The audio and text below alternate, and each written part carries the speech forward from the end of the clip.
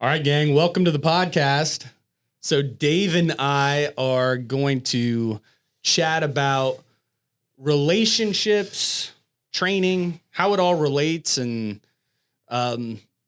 just kind of flow on that. So my wife, Kate, actually, she sent me a Harvard study. It was like a little TikTok video, and it was a Harvard study on adult development and the single most important predictor of health. So it was an 80-year study.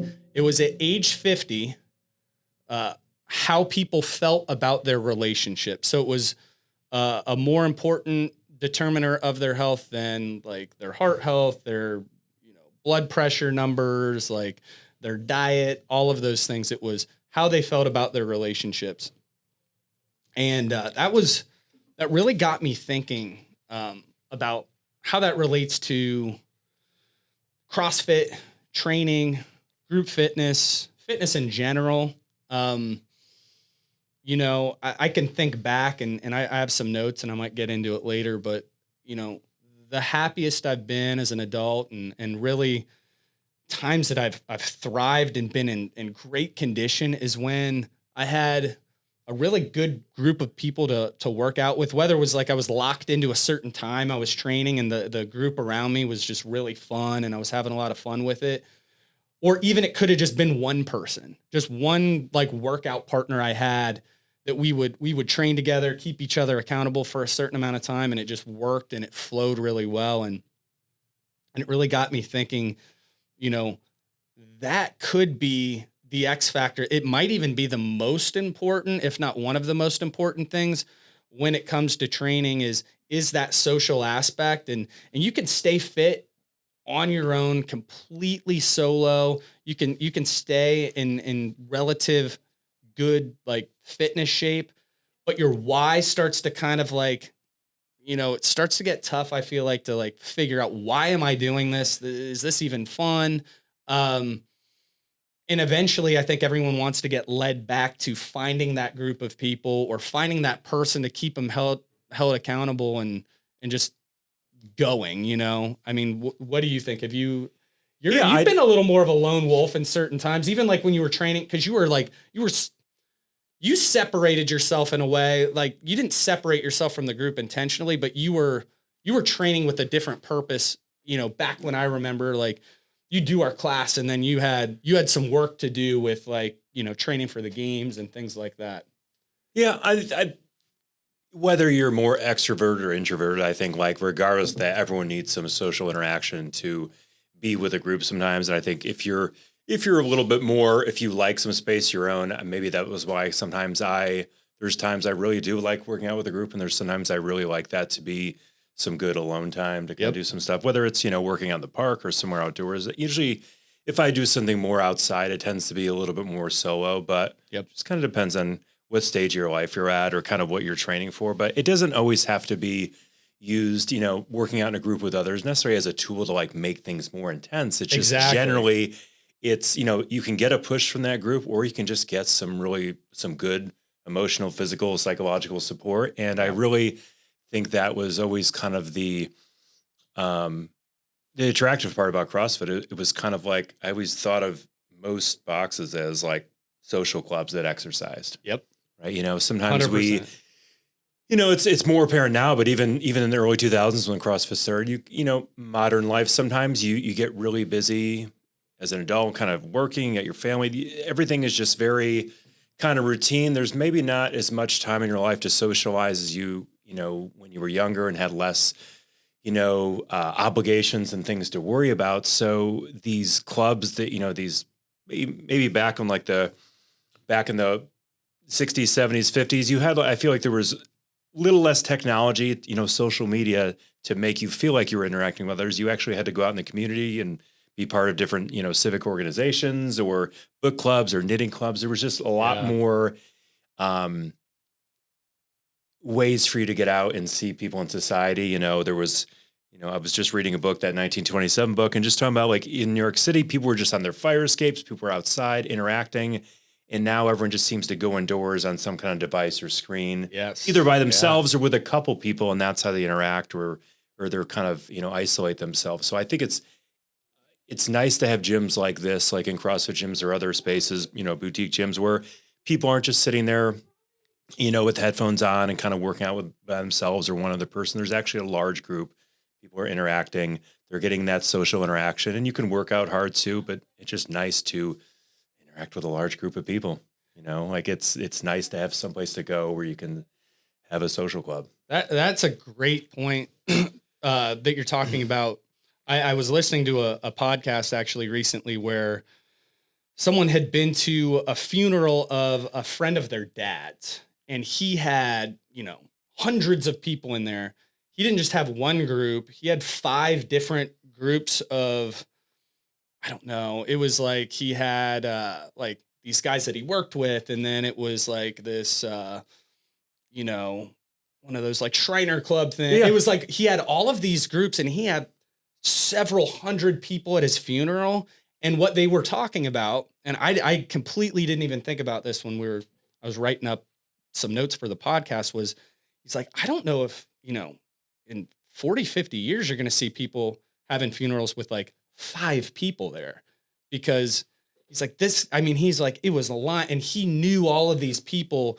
He had like a group of people he skied with, and he was like, he had all of these deep relationships, and the guy lived a great life into his, 90s or something. And he's like, that was so important. He's like, I really feel like we're losing a lot of that now through, Netflix and technology and all of those things. And I really feel like CrossFit or even just gyms, boutique gyms and things like this in general can be that old social club feeling that is that part of people's lives where, we're losing that. And especially like post COVID, where a lot of people, everything was supposed to bring you into your house. Like now I can get my groceries delivered and I don't even have to go to the store, and I'm going to build a gym in my garage. And there's a time and place for that, and if you certainly are at a point where maybe you're not as mobile or you're older, have an injury, like you can shop and click and do it that way. But I think I just generally try to like introduce or keep as much friction in my life as I can to actually go out and do things like buy something at the store, like things that like, you need to try on, or like clothes or like food. I like to go out. It doesn't have to be a long trip, but like just, I don't know. I just like getting out and being in the world and getting stuff and bringing it back home. Again, there's a time and place for it. You don't always have to do that, but the statistics now, there's like an epidemic of loneliness going on. Yep. Like you can read surveys and reports and things like that of just how people's self-report perceptions of feeling of loneliness, right? Yeah. And that could be, partly from the pandemic. Like I think especially with younger people, I was just hearing an article about this yesterday. It was an interview on a show, but they were talking about just like the, COVID kind of set in place this work from home idea, right? And it may work for some people sometimes, and they may like it initially, but getting out in the world and going and interacting with a community at work and learning how the world works is super important, especially if you're in your 20s, just trying to figure things out. It may be fine later if you're in your 50s and you're more of an executive and you got a family and like that kind of works for you. But when you're young and learning how working life is, it's important to be in the office. So I think I think it's most organizations now that if they're white collar, they're a little bit of that hybrid schedule where they're in the office some days, some days they're at home. But I think that's just super important to not, it sounds very convenient to work from home, but it's also just isolating and lonely. And you just sit in your home all day and you don't even have to, you can just work in your pajamas. I don't think it's a great idea long-term. Yeah. I think that flexibility is nice. It is. It's nice to have that option, but I think it's really important that we get out into the world and see people. I mean, we're social creatures. That's what we've always been. And it's like, I mean, again, nice to have a home gym and do some things at home to save some time. Or if you've got kids at home, you need to get in a half-hour workout. But if you can, get out and see people. Yeah, or break up your at-home work day with like a mid-morning CrossFit class. Yeah, that'd be nice. Monday, Wednesday, 9:30. Yep, exactly. Yeah, I have a membership over at Cohatch, and it's a good place. We'll do some meetings over there, and then I'll go over there on the weekends and just get some really focused work in. And I've noticed places like that have popped up a lot more through those work from home type things where as much as, I have neighbors and stuff who work from home and they have young kids at home and they bring a babysitter to their house to watch them. And then they literally lock themselves in their basement. They have like offices and stuff. They lock themselves in there, to try and it's easier and more convenient. But I mean, staying in your house for 72 straight hours is maybe not the best thing for your mental health. Yeah, you have to think long term about this. Like, what is this going to turn into? Yeah.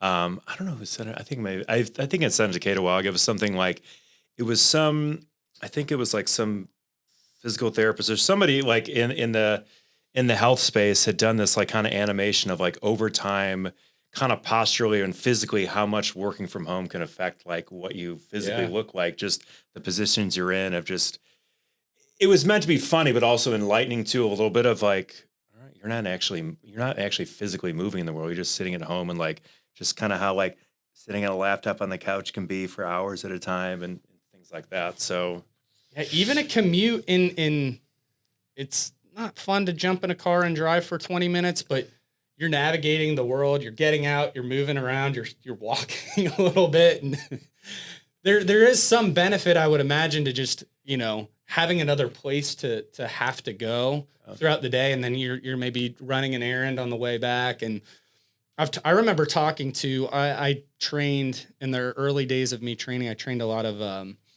stay-at-home moms in the New Albany area. And, I trained quite a few of them. And I remember having a conversation with one who had been an attorney, and then she was then a stay-at-home mom. And some of the women in this group, you could tell their kids weren't young anymore. They didn't have a ton to do. And what you saw was, and I had a conversation with her after a training session, is she was a little upset with herself. She'd kind of just let herself get lazy in certain ways and just mentally where it's like, I can't get anything done. She said, when I was an attorney, I could get 10 times the amount of work I could do, like get done with a fifth of the time that I have now. And she's like, the more work I did, the more I could do. And that really that got into my head. Like, I've always remembered that conversation. She was very honest with herself about getting a little bit too relaxed because their kids were older. They were taking care of themselves. They were 16, 17 years old at that point. Being a young mom, and I know this from experience, so I don't want anyone to take this the wrong way, is a lot harder job, like with kids and stuff. And I don't have teenagers, and that's probably a whole nother thing. Is harder than what I do. So I'm not trying to like say anything about that. That being said, they had 8 hours while their kids were in high school, kind of doing their thing to hang out, do workouts, do all that type of stuff. What I'm getting to is like, having a place to go, having things to go. I think it's a good thing. And, I don't know about, I don't want to get into it with people about working from home because there is a lot of benefits. Yeah. What I want to really talk about is that social interaction through all that stuff. It really there's a lot less of that. It's super, super important. And the people I've seen, especially who've continued to just fall into that rhythm of isolation, they're not typically, from what I've seen, the happiest people that I know. They're usually very angry, and they're kind of mad at the world. And I think when you're around people, you're joking around, you're laughing every day, you're going to be a lot less angry. You're going to be a lot happier, especially if you have a rhythm of, hey, we're going to go out to dinner with this couple, or, hey, I can't wait to see my buddy at the gym and catch up with what they've been up to. And again, it doesn't have to be, hey, a CrossFit class. I think when I get into, I want to kind of close with like some actionable tips. I think it's just having people that you see every day be a part of your day. And I mean, I've had it at certain points in my life where it was, I don't know if you like get into rhythms where you go to the same coffee place every day, and then the barista. Yeah. And then I've had it where I had I had a guy at a Starbucks that I went to. I talked to him for 15 minutes every day, maybe 20. It was like in a Kroger kiosk. Yeah. And I would just BS with this guy for 20 minutes. Super cool guy. We got to know each other really well. And it was sad, like one day, just like he wasn't there and he had like quit his job. And then I just kind of quit going to that one. But having those rituals and those places to go be at, I think those are just, they're really important to your health. And I think this has really got me thinking too of like maybe past relationships, like friends that I had in high school and college that are around.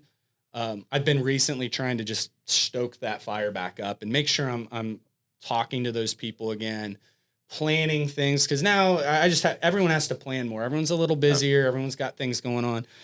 So I'm just filling up my weekend calendars, you know, whether it's a dinner or an event or something. Like my buddy plays live music at Natalie's and all over the place here. And I'm trying to find a show that I can go to.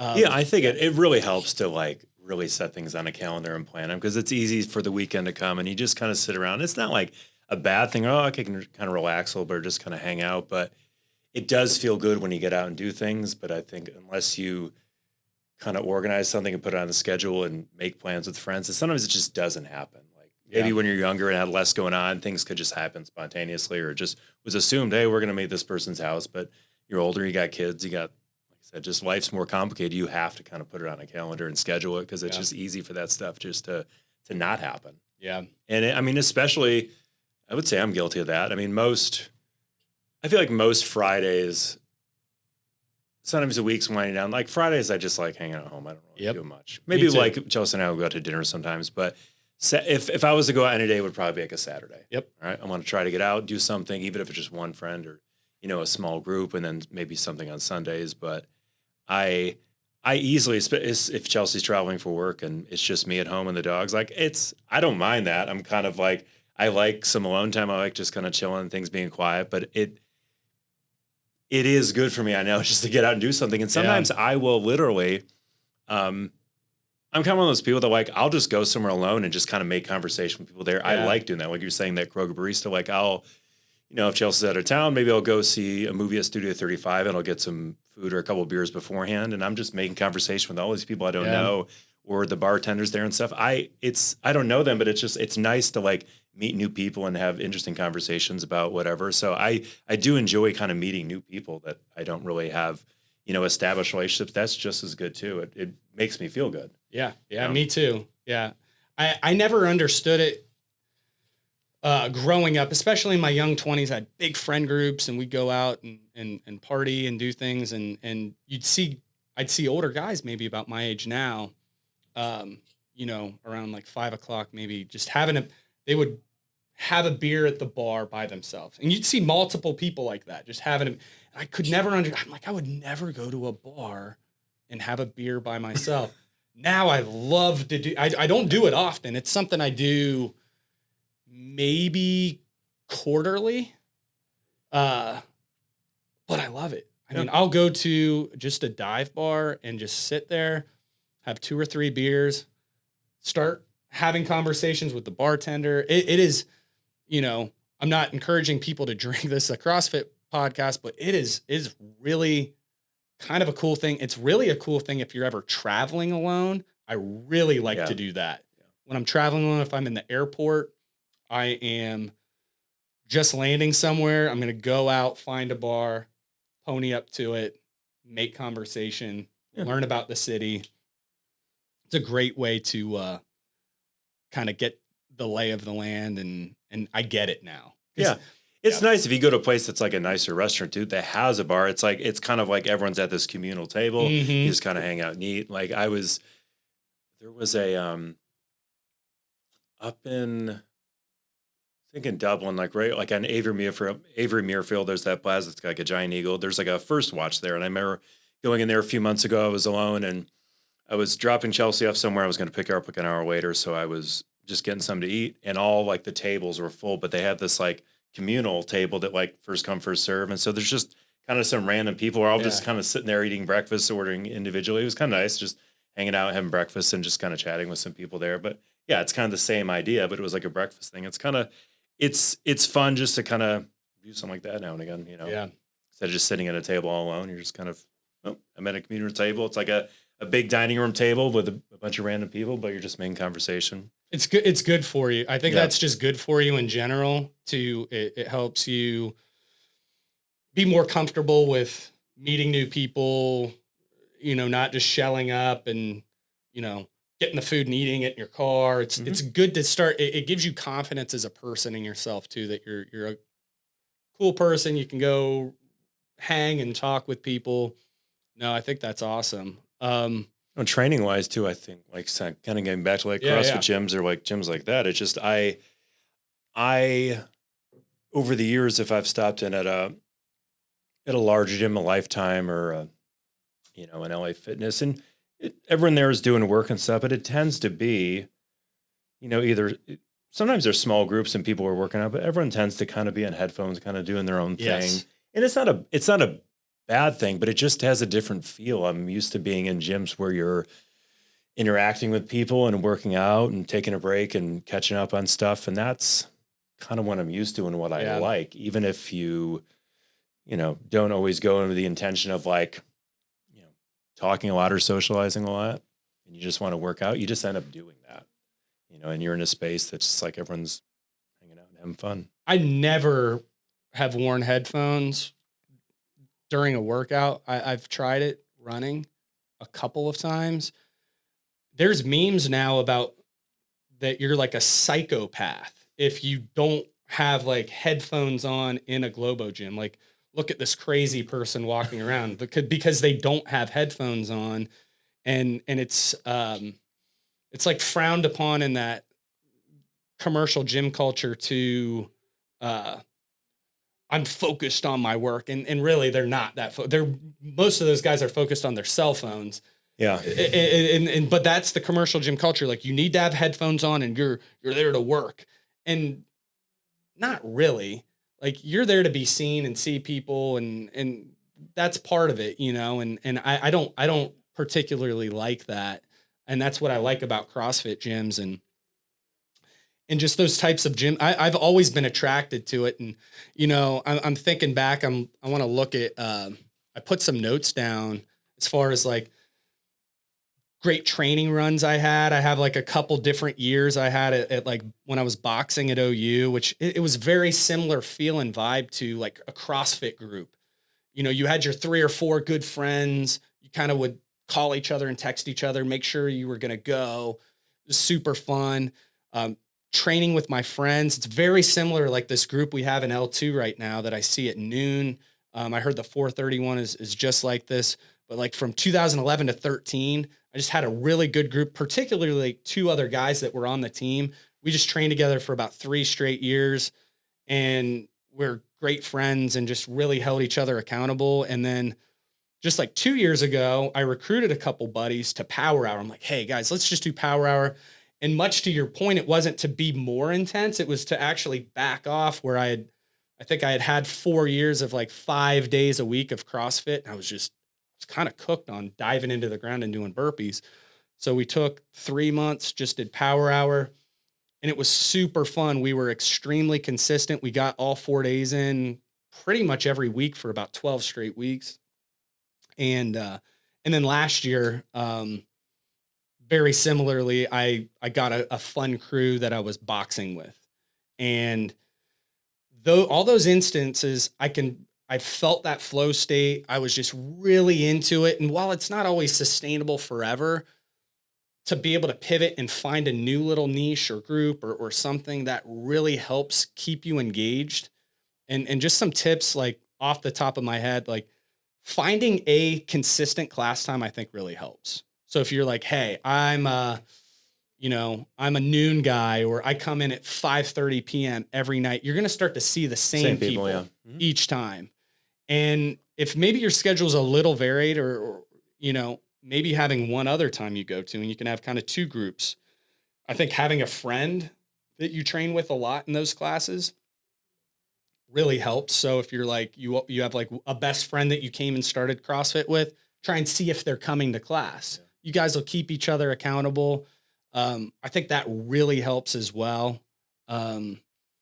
Coming would, to, yeah, go I would ahead. say I would encourage people to. I mean, there's more than enough space and equipment to go around, but sometimes I'm like, I just think it's nice to share a bar with someone. Like if there's enough time and you're doing a strength session, like I know there's 90 squat racks, but just if you're about the same weight, you need to make a weight adjustment, just share a bar and work out together. Do your strength together. I love that. I always try and do that actually. Yeah. Yeah. I think it's just a good way to like, that's a good, simple tip. But it kind of just, I don't think that kind of, commercial gym culture was always that way. I think, headphones kind of made it possible to kind of listen to your own music, your own podcast that you want to do, and maybe it motivates you. That's fine too. But like if you look back the old like Venice Beach gym or all these old school like Pumping Iron, like Gold's Gym, all these places, there's just guys in there working out, like, making jokes and making fun of each other and just hanging out and giving each other shit. Like that's kind of what it used to be. And now it's a little bit more kind of isolated. Even 20 years ago when we were working out in gyms like that, it wasn't there was not wireless headphones. So you would have literally a CD player. You'd have to have a CD player with a cord to your ears. And then a little later, like mid 2000s, they started to have iPods and things like that.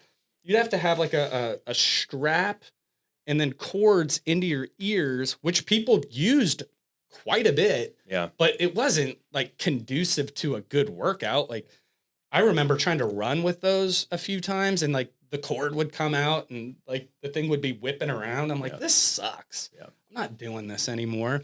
So now with the earbuds that are really convenient, they feel good and you can just like throw them in there. It's made it much easier to like have your own music and do all that. But what it has created, because before that you would talk to people a lot more. Hey, can I jump in on this set? Or it wasn't like weird when you would talk to someone. And I actually catch myself on the barbell side. We have a little bit more of that commercial gym culture. People wear the headphones a lot more.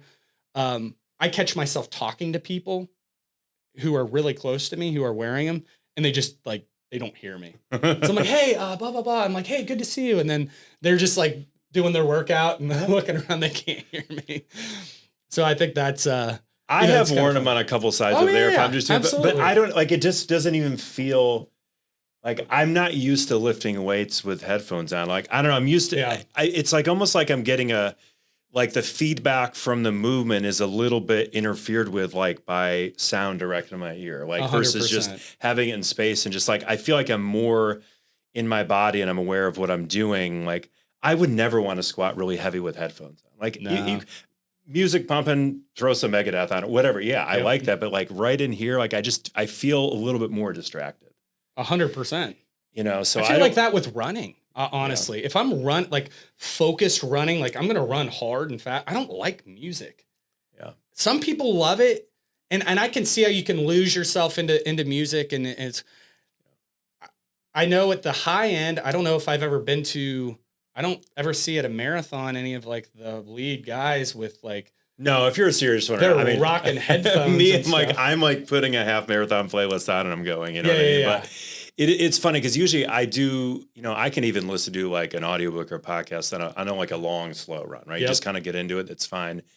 But, if there's ever a time, if I'm running one of our dogs, Millie, and I'm out for a run, I'm not putting headphones on and walking and running with my dog. Like I want to communicate with her and things like that. I want to be there and present with her. So it's just funny when I've gone out times where it's just, me and her running and I don't have any music on. It feels weird for maybe like the first mile. Like I'm a little like too aware of like, this is like, that first mile or two of a run, sometimes like everything just feels kind of clunky and you're not moving that well. And then all of a sudden you become very aware and more present in the world and you're just interacting with your dog. And it's actually quite nice and you get used to it. But if you're used to running with music and then you don't, sometimes I just do it as like an exercise in trying to be more mindful. Because you do get in that space where you just start thinking a lot. Yeah. And you absolutely do. Yeah. Yeah. It's also a safety factor for me. 100% safety. Like running wise, it's one thing if you're running, but there's people that just walk around the world all the time with just AirPods. And I'm like, who knows what could happen? Like someone could jump you from behind, like you get hit by a car. I think you need all senses when you're out in the world. Like maybe just put one on, like if you have like a podcast or something, but like you should be aware of what's going on with you in the world. If you're running too, having all those senses, especially if you're running, you're crossing streets, you're jumping over things, hearing sticks break under your feet. It helps to hearing it helps. It just does. It definitely does for sure. Yeah. I think at the end of the day, what I just wanted to get across here and some of this stuff, I think we're all guilty of using modern conveniences and things like that. I certainly am. I'm on my damn cell phone way too much. I need to try and detox from it. I'll obsessively check our like gym Instagram and all that kind of stuff. And I think just trying to get back to cultivating relationships, using the gym as a place, and it doesn't have to look the way I talked about it. It could be, we have like Nick Day and Brian Barthwell who, they'll jump in, they'll do Power Hour for a while, they'll do CrossFit for a while, and then they'll maybe trade workouts back and forth and just do their own thing, but they're always there together and they're buddies and they're consistent. I'll say that they're extremely consistent. They come in all the time. It might look like that. But having some social interaction throughout your day, the more of that you have, the healthier you're going to be. A lot of the stuff that I bring up in these podcasts is me talking through this because it might be a spot in my life that's lacking that I'm trying to fire myself up to do it because I know it's important. I'll have some like chronic pain issues and things like that I think are brought on oftentimes from like, low level depression or just like things like that. And it's all my own doing. It's being on my phone too much. It's getting in my own head and being really hard on myself. And the more I'm just around people, talking to people, and I'm out of this thing, the healthier I am. So part of this podcast and doing it, and it's a gym podcast. It's not going to make us any money. It's cathartic. It's me just trying to talk through things. Yeah, I mean, we're all a work in progress, so it's like not like we have all this stuff solved and we're just kind of preaching upon high. It's like no, like we're struggling with this as much as anyone. Yeah. For myself included too. Yeah, I'll get my own head way too much. I'll overthink things, and I am guilty of probably spending sometimes too much time alone because sometimes it's just that's me. But I do know that. As an example, like, for years at our old gym, like I did the 6 a.m. classes and I'm like, probably never been like kind of a big morning person. I'm kind of more of a night owl. That's kind of how things were in college a lot, just doing art late into the night. And just, I tend to like that time of day a little bit more, but having to be up early and on and being inspiring or kind of motivating for a group of people at 6 a.m., like, immediately, like it might be a struggle for the first 5 minutes, but and you kind of fake it till you make it. But I just realized if I had to do a class later that morning and then I would go on to my day, I felt like my days went better when I had that really early social interaction with a good 6 a.m. crew. Yeah. Even though it was kind of hard to get up and you're just kind of groggy, you're like, let this coffee sink in real fast, just kick in. But, by 6:05, you're laughing and joking around with people, and it just really, and you have a good connection with these people. It just made my day so much better because I was around a bunch of people I really liked, and I was laughing and smiling. And other than just kind of, instead of just being home, sleeping in and just kind of waking up and, slowly easing into the day, I was like up at it around people and having a good time. Yeah. So it's sometimes especially with social interaction, sometimes it can feel like it's the last thing you want or need, but it becomes like a really good kind of, release for a lot of what's going on. And just, I think sometimes it's just hard to take that first step, whether you're just kind of tired or like maybe you just don't feel like you're, maybe you're going through a hard time or you're stressed out, but like just know that like other people can very much be the cure for whatever is going on, at least temporarily, and really help you out of a tough spot. I don't know anyone who's less healthy or less happy because they have a lot of great relationships and friends. Yeah. It's never. There's literally, unless this peer group is a bad influence on you, right? Sure. Like, let's go to the strip club every night, or let's do a bunch of drugs. But like general quality, like, good social interaction and good people that are trying to motivate you or help you or listen to you, like that is I mean, there's no downside to that whatsoever. Yeah. Yeah. I think we can leave it right there. We will see you guys next week. Peace.